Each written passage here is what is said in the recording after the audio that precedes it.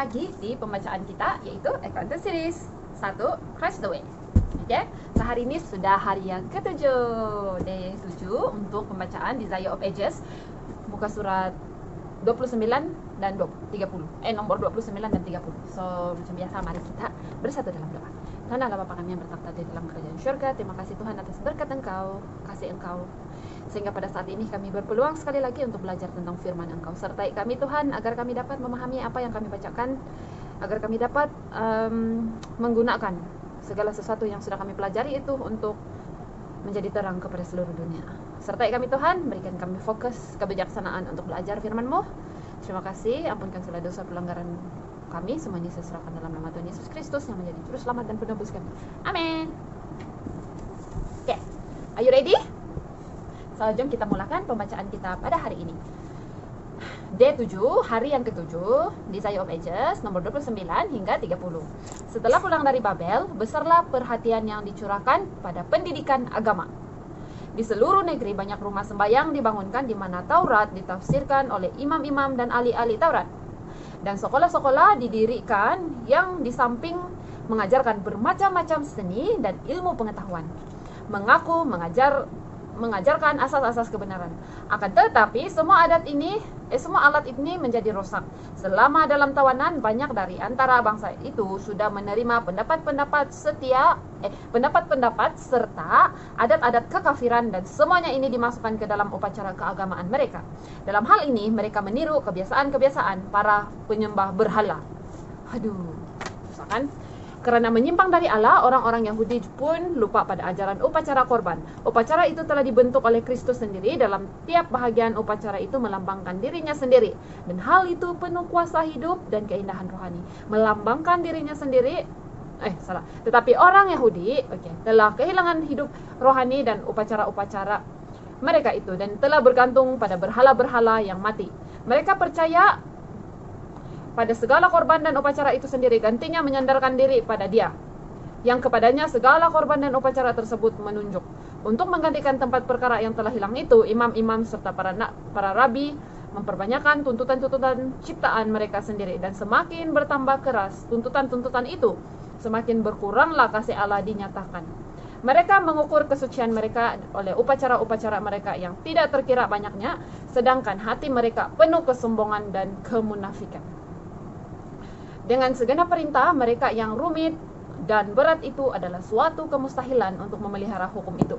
Orang-orang yang ingin berbakti kepada Allah dan yang mencoba menurut ajaran para rabi bekerja keras di bawah sebuah beban yang berat. Mereka tidak dapat beroleh perhentian dari tuduhan-tuduhan hati nurani yang risau.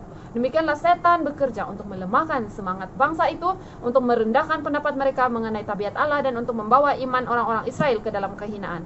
Dia berharap hendak membuktikan ucapan yang dikeluarkannya waktu ia memberontak di surga dahulu, bahwa tuntutan Allah tidak adil dan tidak dapat diturut. Bahkan Israel sekalipun katanya tidak memelihara hukum itu. Sementara bangsa Yahudi merindukan kedatangan Mesias, mereka tidak mempunyai pengertian yang benar tentang pekerjaannya.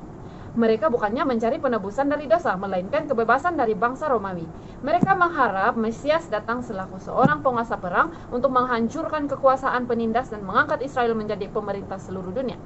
Demikianlah jalan disediakan bagi mereka untuk melolok juru selamat. Pada waktu Kristus lahir, bangsa itu merasa muak di bawah pemerintahan penjajah-penjajah asing dan menderita sakit dengan pertikaian di antara mereka sendiri.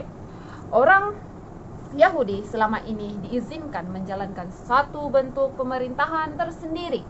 Akan tetapi tidak ada suatu pun yang dapat menyamarkan kenyataan bahwa mereka sedang berada di bawah kuk bangsa Romawi, atau menyenangkan hati mereka kepada batas-batas kuasa mereka itu.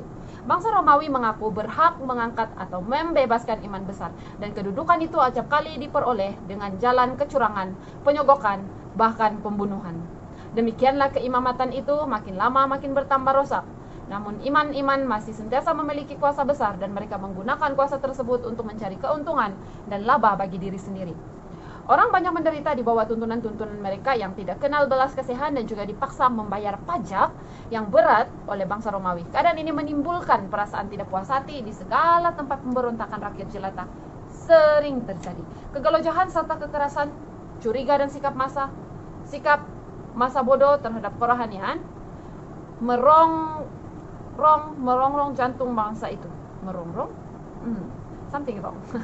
Kebencian terhadap orang Romawi, kesombongan, kebangsaan dan kerohanian menyebabkan bangsa Yahudi semakin berpegang teguh pada upacara-upacara perbaktian mereka. Para imam berusaha menjaga nama baik demi kekudusan dan prihatin yang amat teliti terhadap upacara-upacara keagamaan.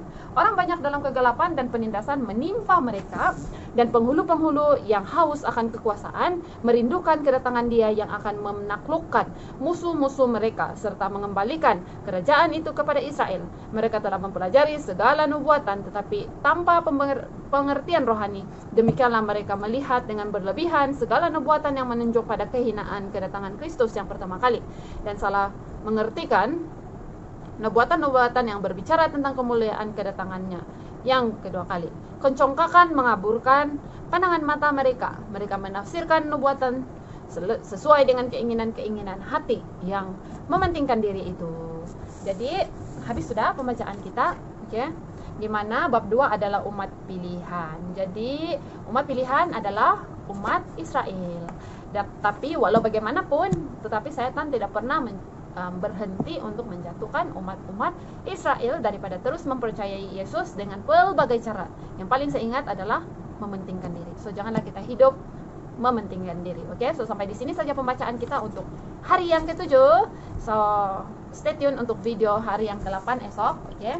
So ya, sampai di situ saja, and mari kita bersatu dalam doa. Tuhan Allah Bapa kami yang bertakhta dalam kerajaan surga, terima kasih Tuhan karena kami sudah mempelajari firman Engkau.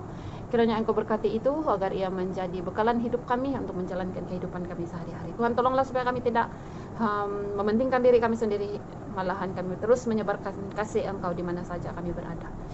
Tuhan bantu kami supaya kami tidak jatuh di dalam dosa dan tidak tertipu dengan penipuan yang dibuat oleh setan Tuhan. Dan pada saat ini kami ingin Engkau terus berserta dengan kami, termasuk semua viewers yang menonton video ini. Kiranya Engkau teguhkan iman kami Tuhan, kuatkan kami Tuhan menghadapi segala sesuatu pencobaan ataupun ujian yang datang di dalam hidup kami sehari-hari. Ampunkan segala dosa pelanggaran kami. Semua ini saya serahkan dalam nama Tuhan Yesus Kristus yang menjadi juru selamat dan penebus kami. Amin. Bye. Thank you for your time.